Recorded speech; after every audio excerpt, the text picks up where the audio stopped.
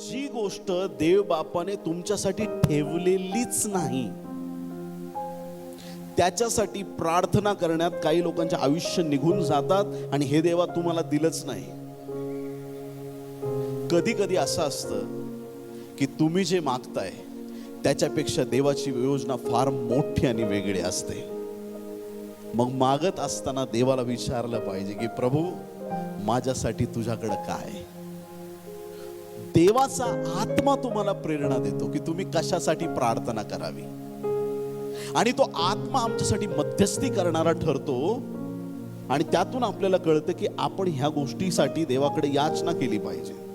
पवित्र आत्मा तुम्हाला सांगतो, तुम्हाला प्रकट करतो की तुमच्यासाठी देवाची काय योजना आहे आणि ज्यावेळेस तुम्ही त्यासाठी प्रार्थना करू लागता तीच गोष्ट ज्यावेळेस तुम्ही परमेश्वराकडे मागता की जी देवाने तुमच्यासाठी ठेवली आहे ते देण्यात परमेश्वरालाही आनंद आहे आणि त्याच्यात आपलं पण हित आहे. आमेन.